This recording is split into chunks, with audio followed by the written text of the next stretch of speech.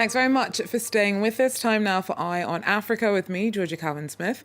Tonight, the UN says that men were forced to rape family members in Ethiopia's Tigray region, as MSF staff claimed that they saw Ethiopian soldiers shoot civilians dead by the roadside in front of them. International concerns about the conflict continue to deepen.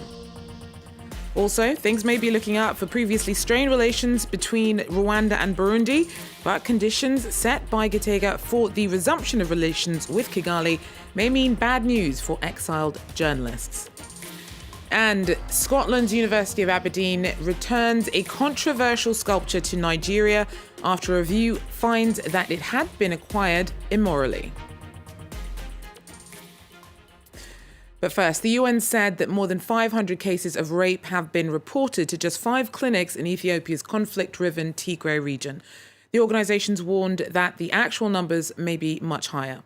The extent of atrocities committed during ongoing fighting in the northern region is still revealing itself. There's growing international condemnation of the brutality of the conflict. Thousands have been killed since government troops were sent in to confront Tigray's former ruling party last November. Eritrean soldiers are also implicated in civilian abuses. On Thursday, a group, Doctors Without Borders, said that its staff had witnessed Ethiopian troops shoot 4 civilians dead in front of them by the roadside this week. Maria Gerth-Nicolescu has more on this.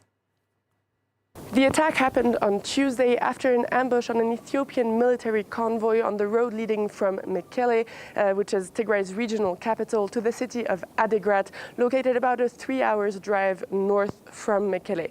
In a statement, the NGO Doctors Without Borders said that some of its staff members witnessed how Ethiopian soldiers stopped 2 minibuses used for public transportation and shot at least 4 men. The NGO team was then allowed to leave, but was stopped shortly after and said that its driver was beaten by soldiers. This is one of the main asphalt roads in the region. Every day, several trucks, NGO cars, as well as public transportation buses use this road, and there hasn't been any other recent military operation reported on the road. As killings against civilians, as well as other possible war crimes, have been continuously reported throughout the region ever since the conflict started early November. The Ethiopian Human Rights Commission announced that it is launching a joint investigation with the UN's High Commissioner for Human Rights in the region. The NGO Doctors Without Borders has been one of the most active organizations providing help in the region, where humanitarian crisis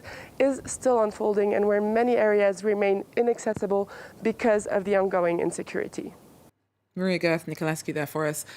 Look now at some news in brief. Helicopter gunships exchanged fire with suspected Islamist extremists near the Mozambican town of Palma in a second day of violence there. It's near a $60 billion gas hub and came under attack on Wednesday. Several international companies, including French energy giant Total, have operations there. Reports of several deaths have yet to be confirmed. The northern Cabo Delgado province has been battling a violent jihadist insurgency since 2017. Libya's new transitional government has demanded that all foreign mercenaries withdraw immediately. The call came as the foreign ministers of France, Germany and Italy visited the war-torn country in a show of support of the government of national unity. Now, it takes over from previous rival administrations and it's hoping to move towards stability. Libya's seen a decade of turmoil since the ousting of Muammar Gaddafi in 2011. Conflict has been in part stoked by the reported presence of several outfits of international mercenaries. And global trade was dealt another setback on Thursday as Egyptian officials stopped all ships entering the Suez Canal as efforts to try and unstick a huge ship wedged diagonally across it since Tuesday continued. The Ever Giver, which is as long as the Empire State Building is high, may take weeks to free. In the meantime, it's blocking one of the world's busiest shipping canals. Usually, about 12% of total global trade of all goods transit the Suez Canal. Now, Burundian radio stations broadcasting over the border from Rwanda have been ordered to shut up shop. The two countries have had strained relations since 2015, but they may be improving under new Burundian President Evariste Ndayishimiye, who took over last June following the death of his predecessor. Things may be looking up diplomatically, but conditions set by Gitega for the resumption of relations with Kigali mean bad news for exiled journalists. Simon Wolford has more. The airwaves will fall silent for Burundian radio stations operating in exile in Rwanda. In Zambia Radio, RPA and Renaissance TV made the announcement saying it was independent of their will. The three media outlets broadcast on social networks from Kigali, where they covered news about Burundi. The journalists had found refuge over the border after the attempted coup d'etat in Burundi in 2015. At the time, there was a rise in attacks on local media, accused of relaying the putschist messages. Journalists considered to be rebels by the Burundian authorities could continue to work in Kigali, but no longer. These journalists are the victims of the rapprochement between Rwanda and Burundi, says a source close to the radio stations. Reportedly, Rwandan authorities have not ordered the journalists to leave the country or suggested that they'll be handed over to Gitega. But Rwanda and Burundi started normalizing relations after Evariste Ndayishimiye came to power in Burundi last May. The ministers of foreign affairs met in October at the border, but the bilateral relationship remains fragile. The country's armies exchanged fire only a few weeks ago after the Rwandan rebels crossed over from Burundi back into the neighboring nation.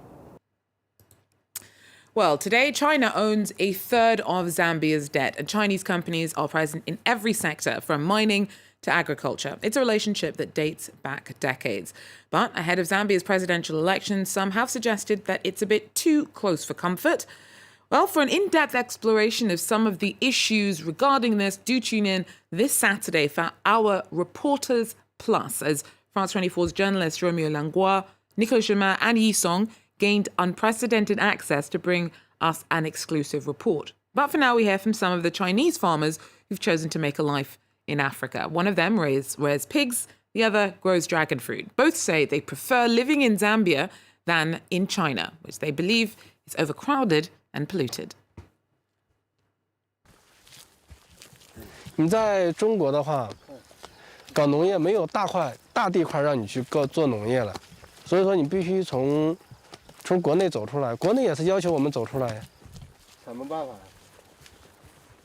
因为中国的话，地块太小了，人口太多了，主要竞争太激烈了。比如说一个火龙果一样，你在国内，可能你家种了，看到你赚钱了，明天他就跟上了，对不对？在这边的话，就是我独家。你像我这么一个农场，就我一个人在这里，用的全部当地工人，互惠互利嘛，双赢嘛。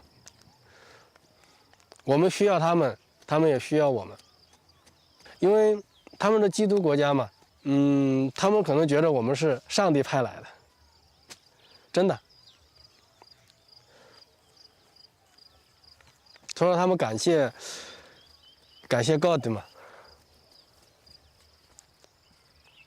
我们是上帝派来的人呢，我们是上帝派来的人。